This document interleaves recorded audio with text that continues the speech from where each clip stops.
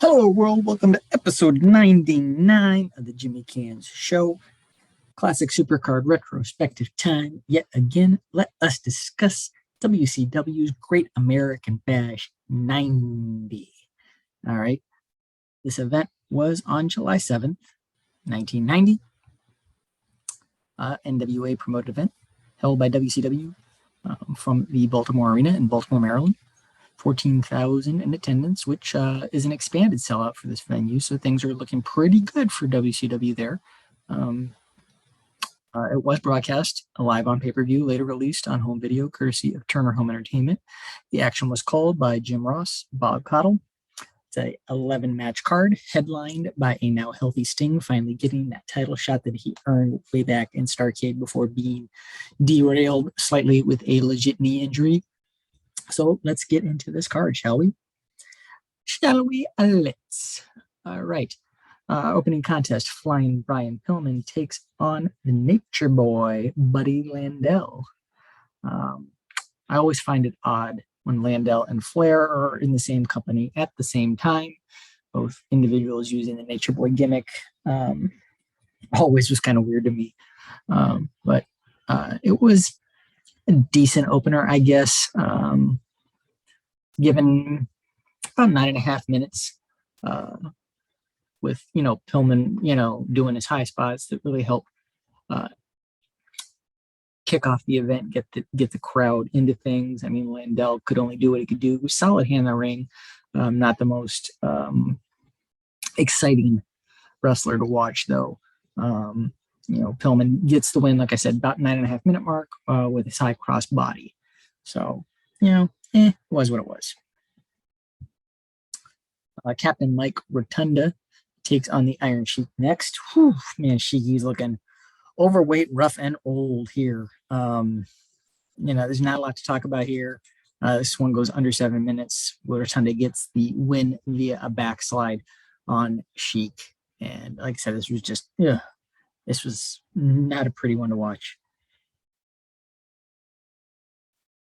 Doug Furness, who was being billed as the world's strongest man in WCW at this time, taking on the Yosemite Sam-esque Dirty Dutch Mantell. It's a serviceable match, I guess. Furness wins with a pretty impressive belly-to-belly at around the 11-minute mark. Fair Rich taking on Handsome Harley Race. Contest of two former NWA world champions here. Neither man in their prime at this point in their careers. About 6.5 minutes in this one when Race rolls through Rich's crossbody and ends up getting the 3 count for the win. So Handsome Harley Race is your winner over Tommy Wildfire Rich. U.S. tag titles on the line here. Southern Boys, Tracy Smothers and Scott Armstrong challenging Sweet Stan Lane, Beautiful Bobby Eaton, the Midnight Express with James E. Cornette. We finally have a match that's worth a ticket price here. I mean, this was a phenomenal tag team matchup. If you are a fan of tag team wrestling, I highly recommend, watching this match. I mean, Southern Boys, he said controversial gimmick, yes, but highly underrated tag team. Smothers and Armstrong and the Midnight, consummate, tag team expertise. I mean, this is just a clinic and a textbook in good tag team wrestling. This match goes around 18 minutes. And the Midnight gets the win.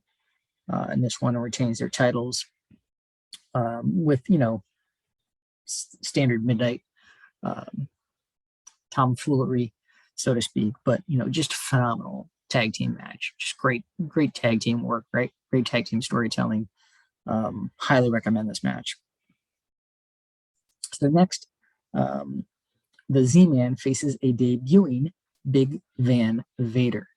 And this was an absolute utter squash of Z-Man by Vader, about 2 minutes, 16 seconds or whatever. Vader just destroying Z-Man. And this one's probably best remembered. Like I said, it's Vader's debut for the big mastodon mask that he sported back then. That spewed steam and everything else. It was a very imposing thing back in the day to see Vader coming out with that big thing on. But it was kind of cool. Like I said, not much to talk about in the match. Like I said, total squash, but they were just getting Vader over as this big unstoppable monster force. Steiner brothers, Rick and Scott, faced the greatest rock and roll band of all time. Jimmy Jam Garvin, Michael P.S. Hayes, the fabulous freeboards in our next contest. And this one, the Steiners are able to get back some of the steam that they seem to have kind of lost after dropping the titles to Doom earlier in the year. This one goes a little over 13 minutes, like I said, with the Steiners getting the win, getting a little steam back, getting a little momentum back, starting to build them back up. 6-man action next. The team of Elegante, Mr. Wonderful Paul Orndorff, and the Junkyard Dog take on 3/4 of the Horseman and Sid Vicious, Barry Windham, and the world television champion, the enforcer himself, Double A. Arn Anderson. And they have Ole Anderson out there in their corner. Nothing special in this one. It's the classic NWA over the top rope DQ coming into play just under 9 minutes. Horsemen are DQ'd when JYD's tossed over the top. And then this leads to Elegante coming in and cleaning up, cleaning house. So, a lot of this match, the way it was structured and booked, was done to protect the incredibly green Elegante. So, like I said, not too much to write home about in this one.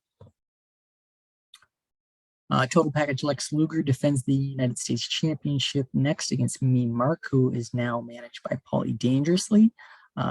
This would be Mark's last WCW pay-per-view match. Pretty solid match, by both men. Luger, counters the heart punch, ends up getting a win in this one with a big clothesline around the 12-minute mark. So, his title reign continues. I mean, this is a title reign that started, about a year or so ago. So this is a long title reign Luger's got going on here at this point in his career. Robert Gibson, Ricky Morton, the Rock and Roll Express challenged Theodore R. Long's team of Doom, Hacksaw Butch Reed, Ron Simmons for the NWA World Tag Team titles next. And Doom puts another notch on their belt here. They've already beaten, the Road Warriors and the Steiners in WCW, and now in just under around 16 minutes, they win and put away the Rock and Roll Express with a big shoulder block. So that's 3 incredibly high profile duos to say that you defeated in pretty much the span of 1 year. All 3 are Hall of Famers. Rock and Roll, Steiners, and Road Warriors are all Hall of Fame inductees. So,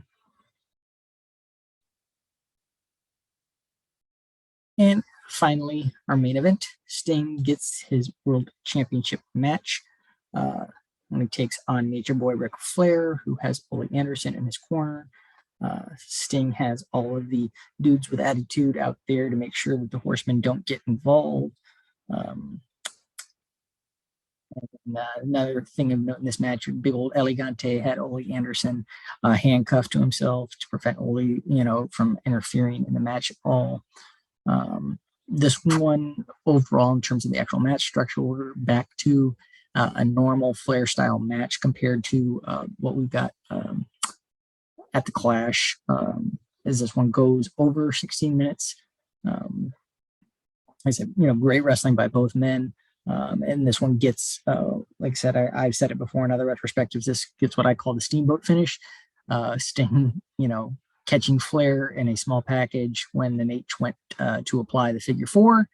1, 2, 3, winner and new NWA World Champion, Sting. So there you have it. This is 3 months after the WWF has passed the torch to Warrior. And now his former tag team partner Sting is passed the torch in WCW. Funny how life works.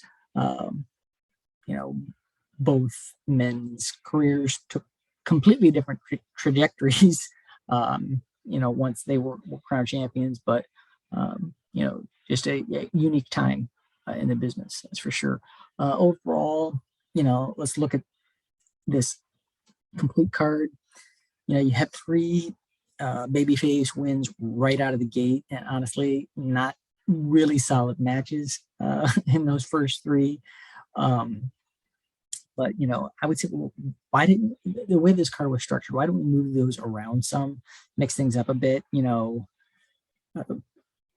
It's not major, but the flow of the show would have really been helped out by breaking that up a little bit. Maybe you put one between the US tag and the 6-man tag, and then insert one between each of the 3 title matches, because you have 3 title matches right in a row at the end. And those matches at the end were all longer matches.